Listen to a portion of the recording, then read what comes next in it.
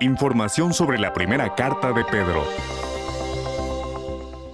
El apóstol Pedro dice que él mismo escribió las dos cartas inspiradas que llevan su nombre, Primera y Segunda de Pedro. Escribió la primera carta en Babilonia, entre el año 62 y 64. Pedro usó como secretario a Silvano, también conocido como Silas. Es probable que Silvano fuera el Silas que acompañó al apóstol Pablo años atrás. Pedro dirigió su primera carta a los cristianos ungidos del Ponto, Galacia, Capadocia, Asia y Bitinia. Los cristianos de esas regiones estaban pasando por muchas pruebas. Primera de Pedro tiene 5 capítulos. En el capítulo 1, Pedro les recuerda a los hermanos ungidos que Dios les dio un nuevo nacimiento a una esperanza viva basándose en la resurrección de Jesucristo. Si eran leales, recibirían la herencia que no se marchita y que estaba reservada para ellos en los cielos. Por eso debían preparar su mente para servir a Jehová con empeño y protegerse de los malos deseos. En el capítulo 2, el apóstol dice que los cristianos ungidos son una nación santa y un sacerdocio real que comparte lo que tiene con los demás. En el capítulo 3, leemos que la esposa debe respetar de buena gana la autoridad de su esposo, igual que hizo Sara con Abraham. Por otro lado, el esposo debe dar honra a su esposa. ¿Lo sabía? En su primera carta, Pedro cita de al menos 6 libros de la Biblia: Génesis, Éxodo, Levítico, Salmos, Proverbios e Isaías. Al citar de la palabra de Dios, Pedro imitó a Jesús y nos dio un buen ejemplo. En el capítulo 4, Pedro destaca que debemos vivir para hacer la voluntad de Dios como hizo Cristo, aunque eso signifique pasar por pruebas de fuego. También dijo que debemos estar vigilantes en cuanto a las oraciones. En el capítulo 5, Pedro les suplica a los demás ancianos que pastoreen el rebaño de Dios con humildad y sin egoísmo. Luego anima a los cristianos a echar todas sus inquietudes sobre Dios, porque Él se preocupa por ellos.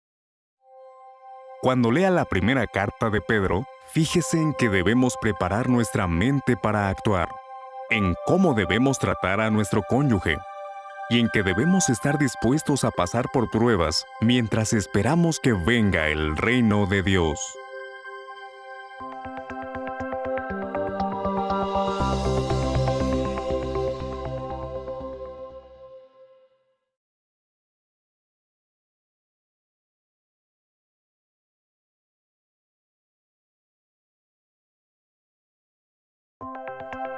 Información sobre la segunda carta de Pedro. El apóstol Pedro dice que él mismo escribió las dos cartas inspiradas que llevan su nombre, Primera y Segunda de Pedro. Escribió la segunda carta alrededor del año 64, poco después de la primera. En ese momento, tal vez seguía en Babilonia o en sus alrededores. La segunda carta de Pedro anima a los cristianos ungidos a que aseguren su llamada celestial, a que tengan mucho cuidado con los falsos maestros y a que presten atención a la palabra profética. Segunda de Pedro tiene 3 capítulos.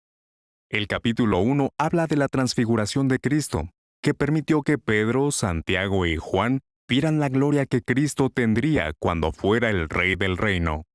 La transfiguración confirmó la palabra profética, por lo que los seguidores de Cristo tendrían que prestarle atención, como a una lámpara que brilla en un lugar oscuro.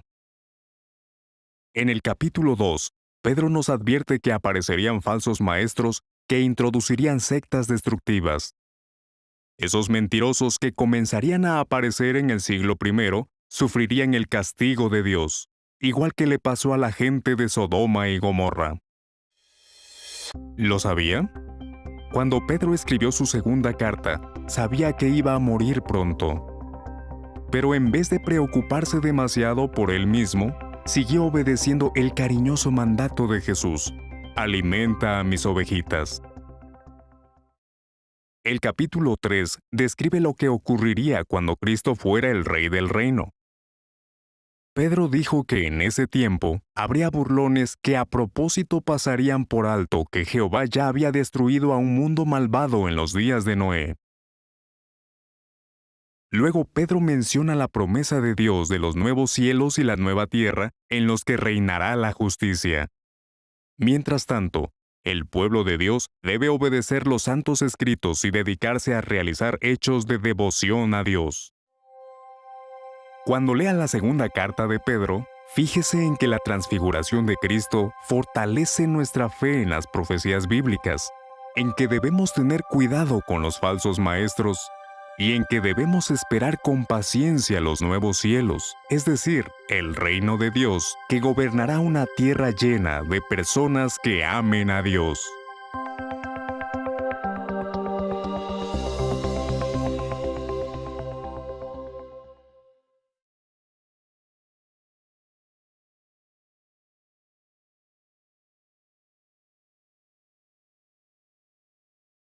Información sobre la primera carta de Juan. La primera de Juan es la carta inspirada más larga de las tres que escribió este apóstol. Es probable que Juan estuviera en Éfeso o cerca de allí cuando escribió sus cartas alrededor del año 98. También escribió su evangelio en la misma época. Juan no dirigió su carta a ningún cristiano en particular, sino a los cristianos en general. Con ella quería que sus hermanos fortalecieran su fe en las verdades que Dios les había enseñado sobre Cristo. En esta carta, el apóstol analiza principalmente tres temas: el anticristo, el pecado y el amor. Primera de Juan tiene 5 capítulos. En el capítulo 1, Juan nos dice que Dios es luz y que los cristianos debemos andar en la luz. Para lograrlo, tenemos que reconocer que somos pecadores y que necesitamos el perdón que se basa en el sacrificio de reconciliación de Jesús. El capítulo 2 nos advierte sobre los anticristos. Estos dicen, entre otras cosas, que Jesús no era el Cristo y que el Hijo de Dios no había venido como ser humano. ¿Lo sabía? Más de 30 años antes, se había predicho que los falsos maestros introducirían sectas destructivas y tratarían de arrastrar a los discípulos y llevárselos detrás de ellos. Las cartas de Juan demuestran que eso ya estaba ocurriendo. En el capítulo 3, Juan muestra las diferencias entre los hijos de Dios y los del diablo. Los hijos de Dios se aman unos a otros. En cambio, los hijos del diablo, como Caín, odian a sus hermanos. El capítulo 4 sigue hablando del amor. En él, Juan nos recuerda que no podemos decir que amamos a Dios si no amamos a nuestros hermanos. En el último capítulo, Juan dice: el amor a Dios consiste en esto, en que obedezcamos sus mandamientos. El apóstol también nos asegura que Dios nos escucha cuando le pedimos cualquier cosa que esté de acuerdo con su voluntad. Cuando lea la primera carta de Juan, fíjese en que debemos rechazar a los apóstatas, en que debemos cuidarnos de no cometer pecados, y en que debemos amar a nuestros hermanos, súbditos como nosotros del reino de Dios.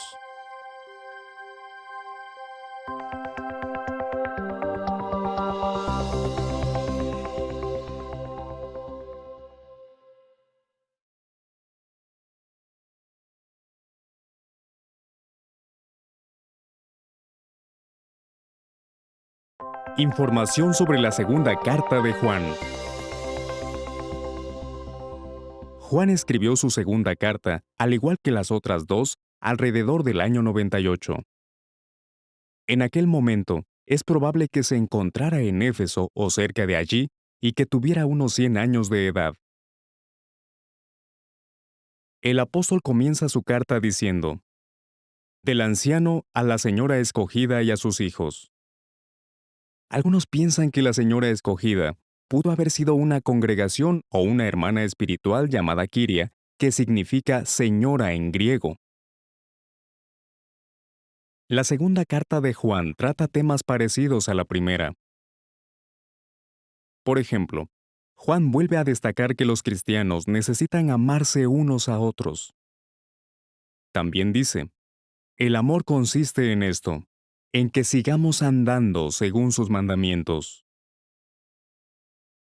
Luego el apóstol advierte de que han aparecido en el mundo muchos impostores. Estos anticristos afirman que el Cristo no vino como ser humano. ¿Lo sabía?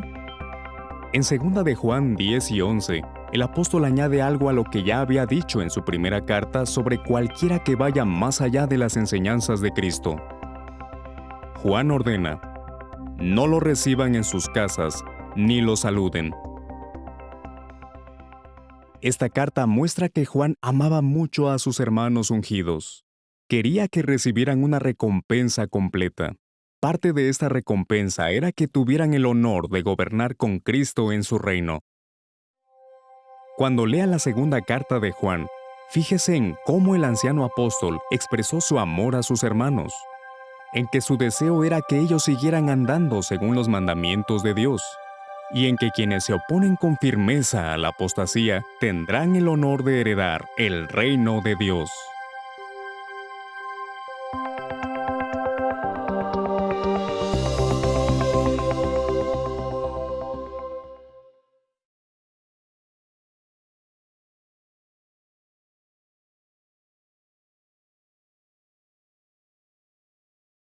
Información sobre la tercera carta de Juan. Juan escribió su tercera carta en Éfeso o cerca de allí, alrededor del año 98. Se la escribió a un cristiano muy querido llamado Gayo, nombre romano muy común en aquella época. Tercera de Juan tiene 14 versículos.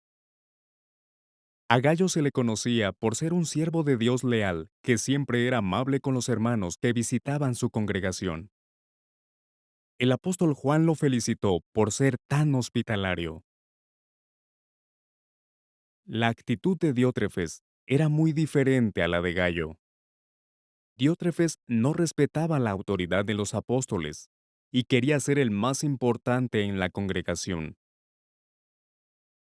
Se negaba a mostrar hospitalidad a quienes llegaban de visita. Incluso trataba de impedir que otros fueran hospitalarios y quería echarlos de la congregación. Sin embargo, Demetrio, un cristiano muy amigo de Juan, tenía buena fama. De hecho, es probable que fuera él quien entregó la tercera carta de Juan. ¿Lo sabía? En tercera de Juan 6, el apóstol le dice a Gayo que ayude a los hermanos con lo que necesiten para su viaje y que lo haga de una manera que agrade a Dios. No hay duda de que Gayo se esforzó por cubrir las necesidades de aquellos hermanos que iban a viajar. Al final de su segunda y tercera carta, Juan explica que sus cartas son breves porque esperaba ver a sus hermanos pronto y hablar con ellos cara a cara. Cuando lea la tercera carta de Juan, fíjese en cómo enfatiza la importancia de la hospitalidad entre los cristianos, en el contraste que hace entre la actitud del orgulloso Diótrefes y la del bondadoso Gayo, y en cómo Juan demuestra que ama profundamente a sus hermanos ungidos, que como él heredarán el reino de Dios.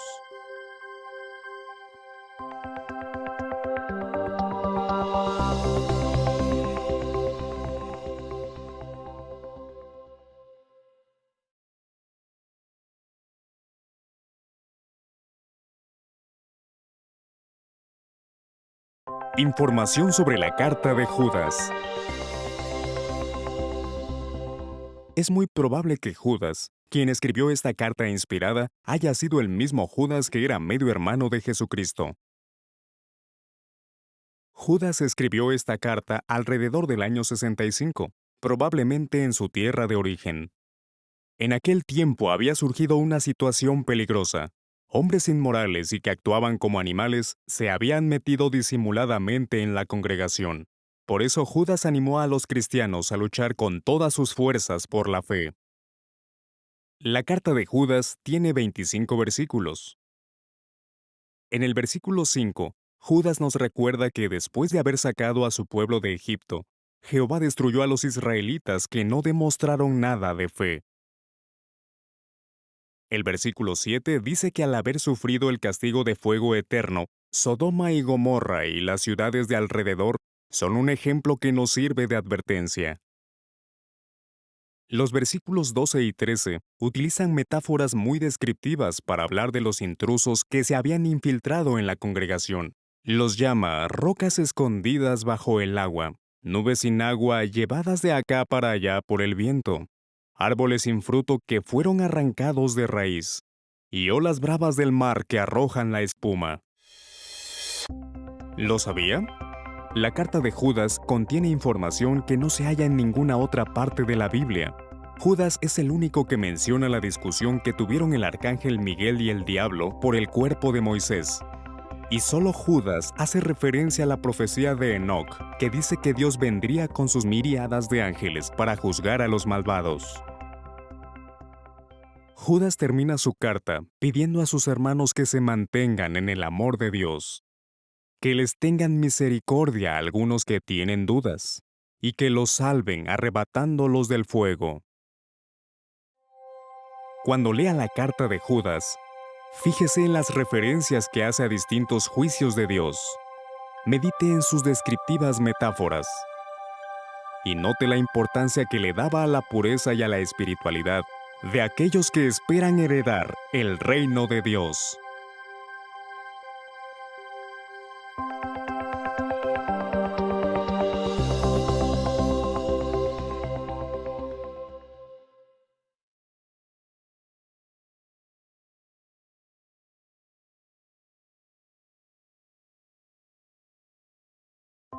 Información sobre el libro de Apocalipsis. El apóstol Juan escribió el libro de Apocalipsis alrededor del año 96, cuando estaba desterrado en la isla de Patmos. El libro de Apocalipsis está muy relacionado con el primer libro de la Biblia, Génesis.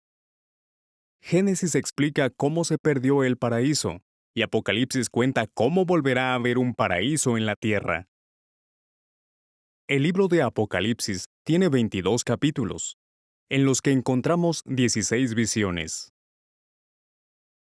En los capítulos 1 a 3, Juan recibe la orden de escribirles a las 7 congregaciones que están en Éfeso, Esmirna, Pérgamo, Tiatira, Sardis, Filadelfia y Laodicea.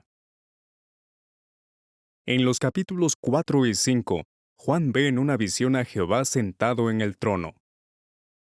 Dios le entrega un rollo sellado con 7 sellos al Cordero, que es Cristo glorificado. En el capítulo 6, Jesús abre 6 de los sellos. Cuando abre los primeros 4 sellos, 4 jinetes simbólicos comienzan a cabalgar. Cuando los 3 últimos jinetes cabalgan, hay guerras, hambre y muerte. En el capítulo 7, Juan ve a 4 ángeles que están sujetando los vientos de la destrucción hasta que todos los israelitas espirituales sean sellados. El apóstol también ve a una multitud incontable de personas de distintas nacionalidades que salen de la gran tribulación. ¿Lo sabía? En Génesis 3:15, Dios predijo que la descendencia de una mujer simbólica aplastaría la cabeza de la serpiente que logró que Adán y Eva se rebelaran contra Dios. Apocalipsis aclara que la serpiente original es Satanás el diablo. Él usó una serpiente para provocar la rebelión en Edén. La descendencia de la mujer simbólica es principalmente el rey mesiánico Jesucristo. Pero habría otras personas que reinarían con él en el cielo. Apocalipsis dice que en total habría otros 144,000 reyes. En los capítulos 8 y 9, el Cordero abre el séptimo sello. Juan ve a 7 ángeles que tienen 7 trompetas. Cada toque de trompeta anuncia distintos aspectos de la sentencia divina contra la humanidad. En los capítulos 10 y 11, un ángel poderoso le da a Juan un rollo pequeño y le ordena que se lo coma. Después se le pide a Juan que mida el santuario del templo.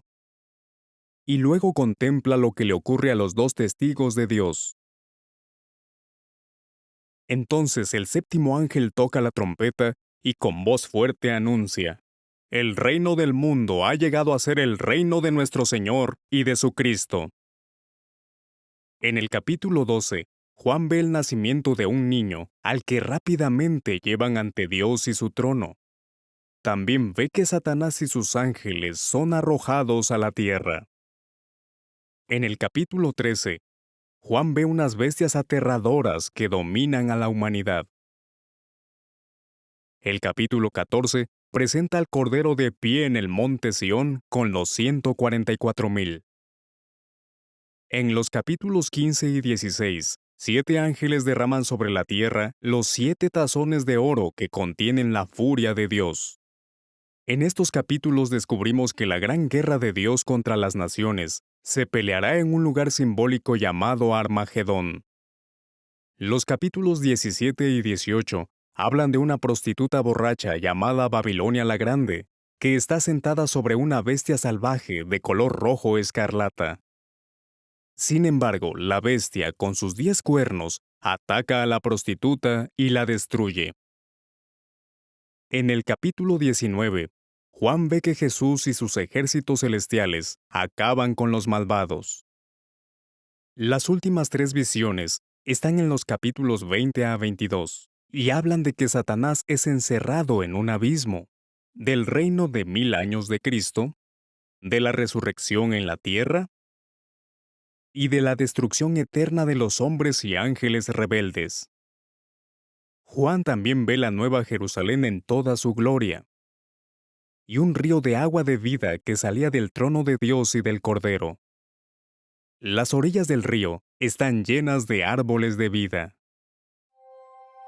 Cuando lea el libro de Apocalipsis, fíjese en que las visiones proféticas muestran cómo se cumplirá por completo la promesa que Dios hizo en Génesis 3:15, en que Dios eliminará totalmente la maldad por medio de Cristo, y en que se hará la voluntad de Jehová para siempre, tanto en el cielo como en la tierra, gracias al reino de Dios.